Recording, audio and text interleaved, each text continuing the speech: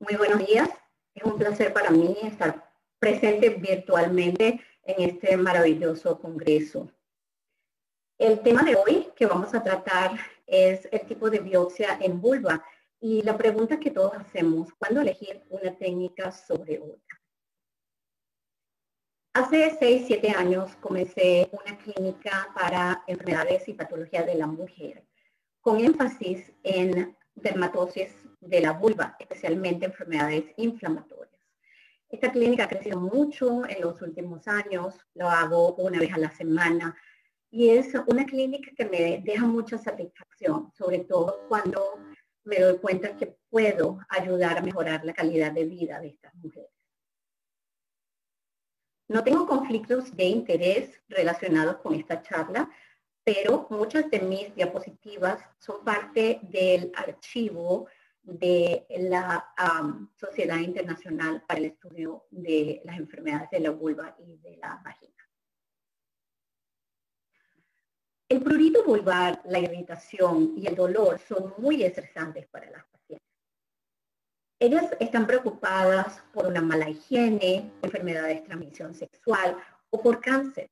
Tienen sentimientos de vergüenza, de miedo, de ansiedad y conllevan a usar remedios caseros o algo que les dijo la amiga o la mamá o la abuelita o medicamentos sin receta y esto lleva a demorar la búsqueda de atención médica.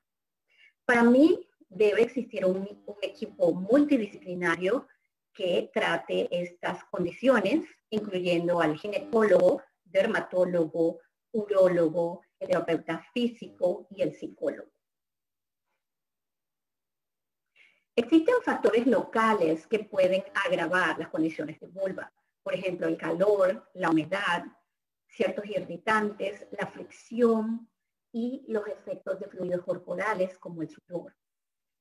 Yo pienso que es fundamental como dermatólogo poder evaluar otras áreas de la piel, como el cuero cabelludo, las uñas y la cavidad oral, que nos pueden dar una idea del diagnóstico, especialmente en condiciones como el líquen plano.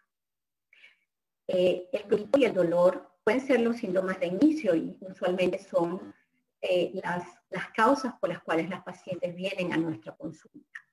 En general, pacientes tienen problemas psicológicos, sexuales y sociales. Es un grupo bien difícil de tratar, pero muy agradecido cuando los ayudamos. Para mí es muy importante tener una buena idea de la anatomía de la región genital por varias razones. Debemos mostrar a las pacientes dónde aplicar el medicamento, podemos seguir el paciente y la evolución de la enfermedad y también para el patólogo para poder realizar una buena correlación clínico-patológica. Las preguntas importantes. ¿Dónde tomar una biopsia? Bueno, esto depende del tipo de lesión.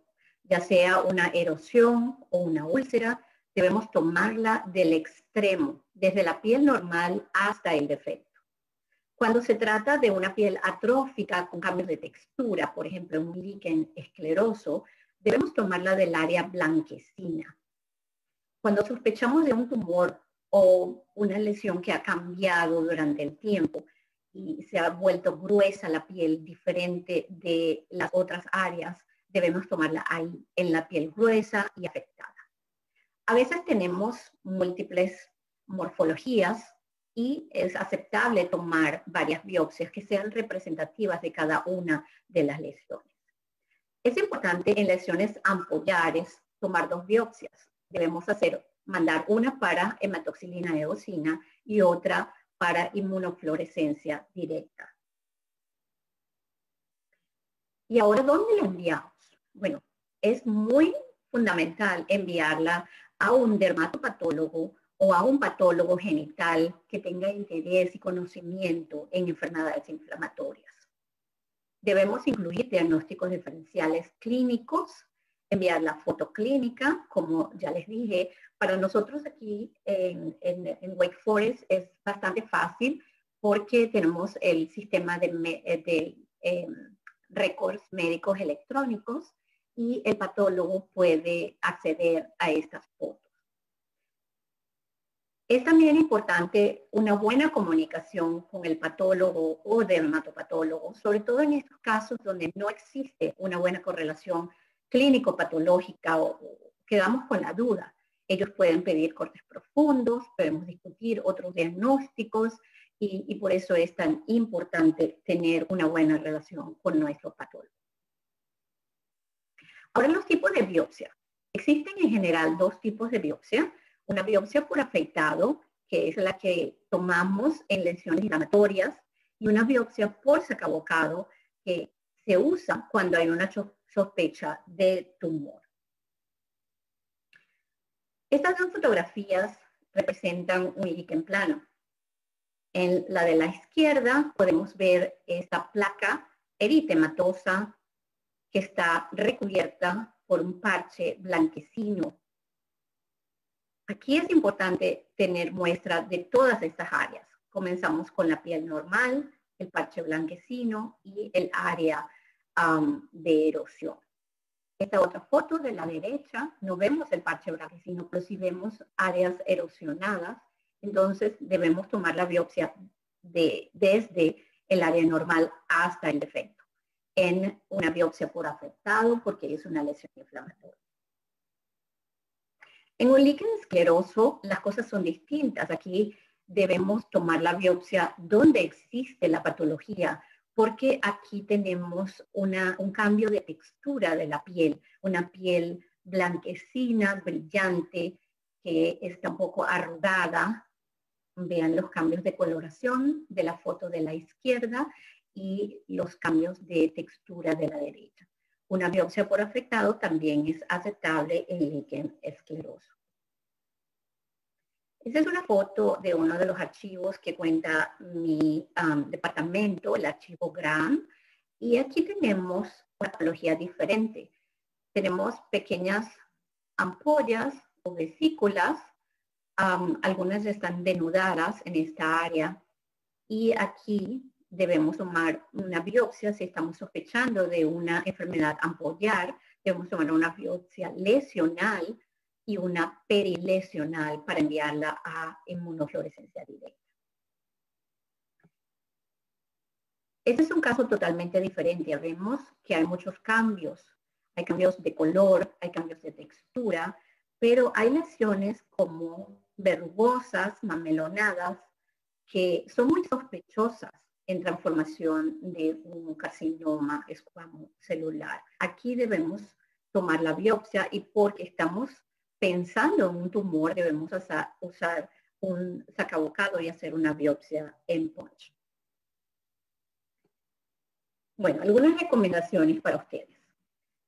Debemos ofrecer al paciente anestesia tópica primero, a menos que la piel esté inflamada o erosionada y en ese caso arde muchísimo. Pero en general la anestesia tópica ayuda bastante. Lo que necesitamos es tiempo. Necesitamos entre 20 a 30 minutos para que se absorba y funcione. Después de esto, les ofrezco a los pacientes lidocaína al 1% con epinefrina y esperamos al menos 10-20 minutos. ¿Para qué? Para lograr la vasoconstricción, para que esta epinefrina funcione. Y esto es lo que nos va a dar una gran diferencia entre una lesión que vamos a tomar una biopsia, el paciente va a estar bien, hacemos hemostasia y no va a sangrar más, o un paciente que un par de horas va a estar de vuelta a la clínica por sangrar. Este es un estudio interesante que ha sido publicado en febrero del 2020 y es una comparación entre la crema de lidocaína y prilocaína al 5% comparado con la inyección de lidocaína al 1%. Y ellos trataron de hacer esta comparación para evaluar el dolor. Entonces, fue un estudio clínico aleatorio de un sitio único donde usaron 53 individuos en cada grupo. Un grupo estaba utilizando lidocaína con prilocaína al 5% en crema por 10 minutos antes de la biopsia y el otro usó lidocaína al 1% por 1 minuto antes de la biopsia. y ellos evaluaron el dolor en 3 momentos: al inicio, después de la anestesia y después de la biopsia. El resultado primario, por supuesto, fue evaluar el nivel del dolor haciendo esta comparación, y el resultado secundario, el nivel del dolor al momento de la biopsia, la experiencia general del paciente, la tolerabilidad y aceptabilidad.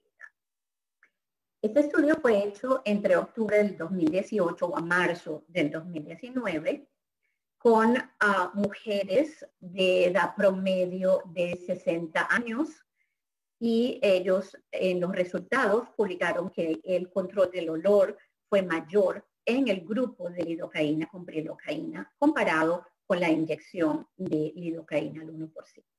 Y como conclusión, ellos recomiendan que esta crema de lidocaína y prilocaína al 5% es una mejor opción para realizar biopsia de vulva.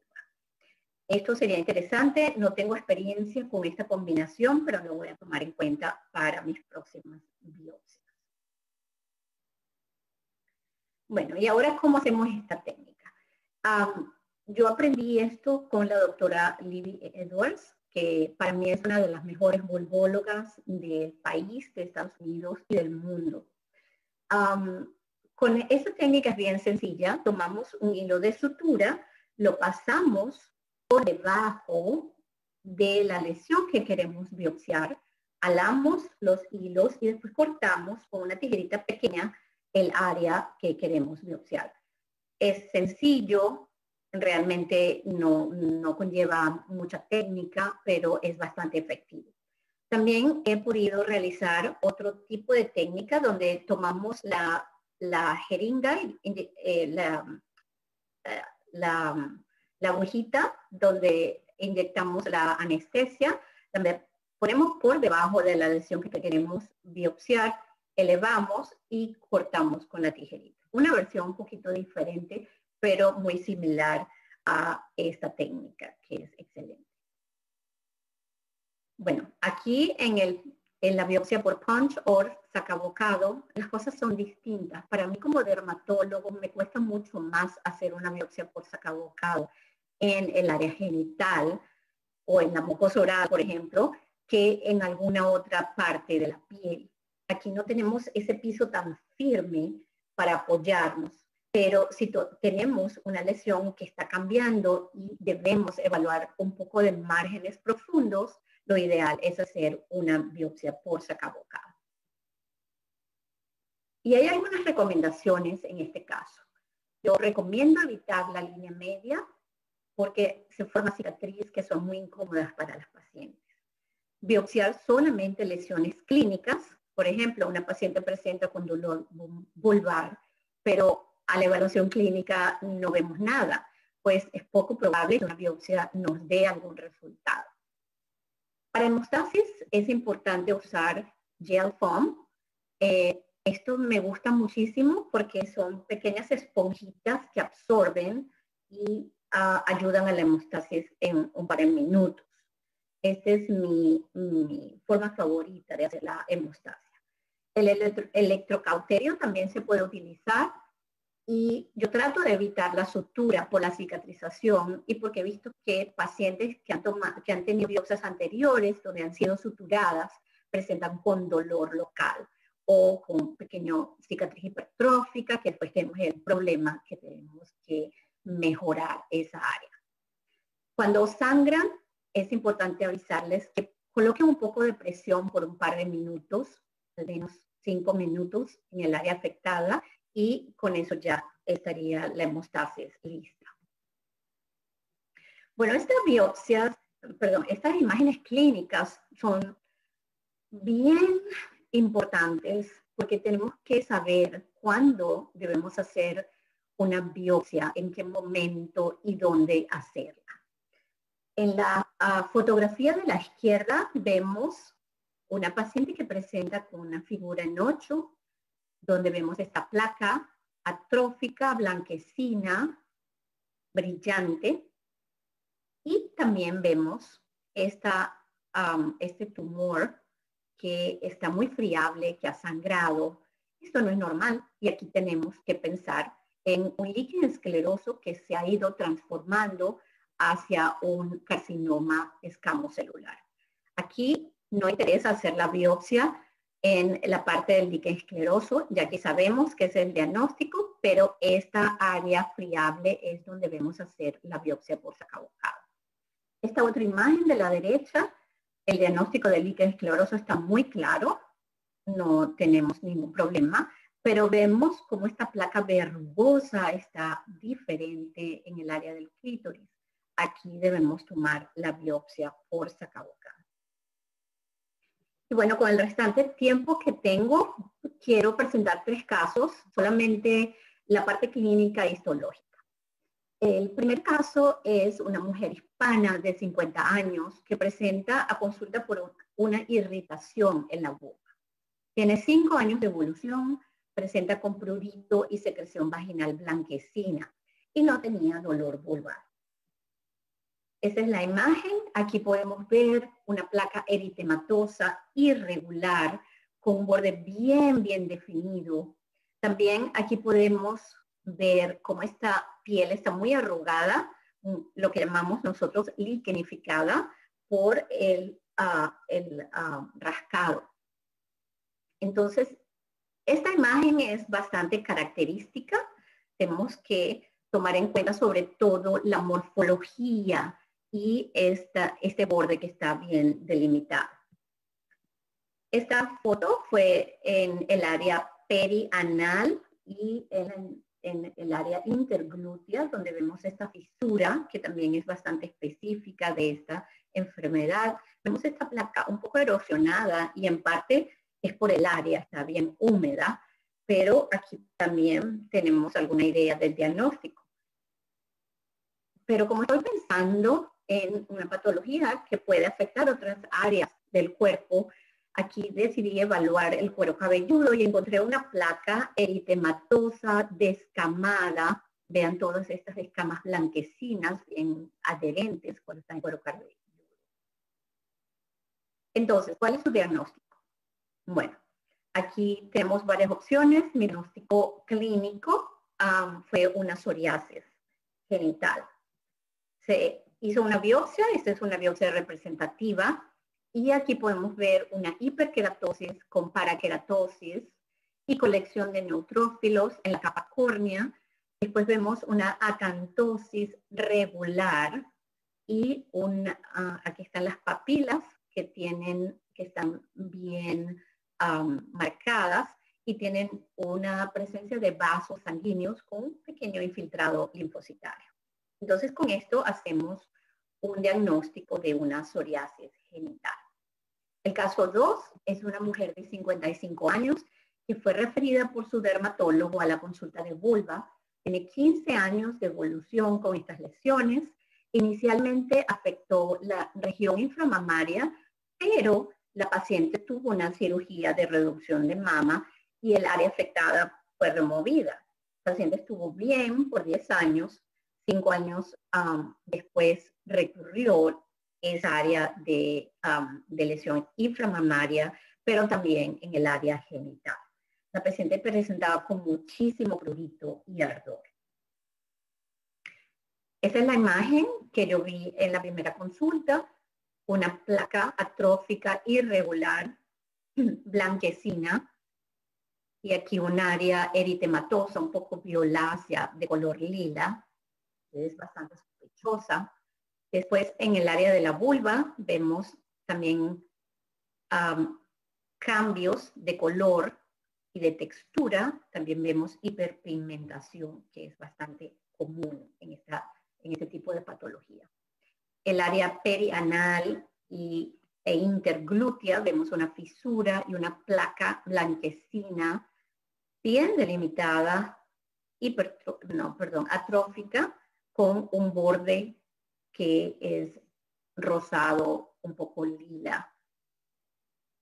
Aquí, ¿cuál es el diagnóstico? Bueno, con lesiones en piel y lesiones genitales, mi diagnóstico fue un líquen escleroso del área genital con lesiones extragenitales. La biopsia, esta es una biopsia representativa, vemos una ortokeratosis, vemos un epitelio que está adelgazado y un área de esclerosis, esta área bien clara, pálida en la dermis superior. Vemos vasaminos que están dilatados, que es normal en el área de la vulva, y un pequeñito infiltrado linfocitario que realmente no nos dice mucho. Entonces, este caso es un líquen escleroso con compromiso genital y extragenital. Y este es el último caso, es una mujer de 44 años que fue admitida en el hospital con un diagnóstico de erupción medicamentosa. Esta paciente recibió Zevdimir por un dolor de garganta. 2 días más tarde desarrolló úlceras en la boca y fue tratada con Valtrex por un posible herpes y con prednisona 10 miligramos por día.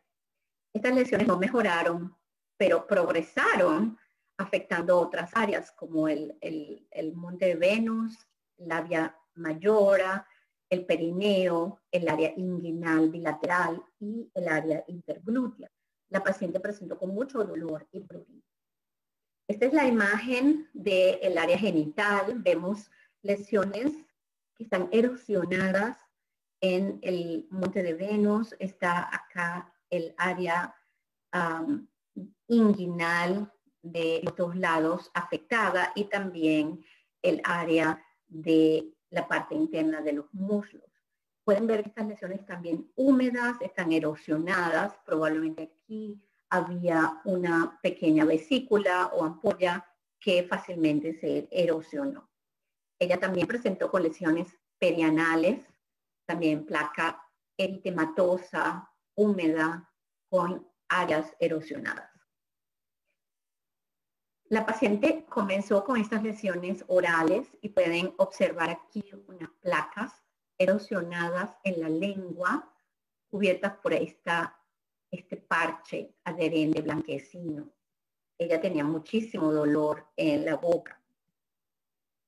Entonces aquí el diagnóstico nos vamos más hacia posiblemente un eritema multiforme, un pénfigo, algo que necesitamos hacer una biopsia y una inmunofluorescencia para poder tener el diagnóstico definitivo. Entonces hicimos una biopsia para hematoxilina eosina. Podemos ver, esta es una biopsia representativa. Vemos una ampolla intraepidérmica suprabasal con presencia de acantolisis. Vean que también esto afecta las áreas del folículo piloso con la acantolisis. La inmunofluorescencia directa nos presenta una imagen muy característica en panal de abejas, donde existe el depósito intercelular de inmunoglobulina G y C3. En este caso se concluyó como un pénfigo vulgar. La paciente después de mucho tiempo la sigo viendo y está muchísimo mejor. Probablemente en otra oportunidad podemos hacer casos de correlación clínico-patológica y discutir tratamiento. Bueno, quiero decirles que les agradezco mucho esta invitación. Es interesante cómo habíamos prácticamente soñado con este congreso por varios años. Quedé fascinada con la organización y la presentación de los videos durante el tiempo de COVID. Muchas gracias por eso. Eso es bastante importante, estar unidos como una comunidad latinoamericana. Y por último, quiero agradecer al comité organizador por la invitación. Quiero agradecer también a Cristian y a Juan por su paciencia y por su ayuda con la parte técnica. Muchísimas gracias y espero verlos pronto personalmente.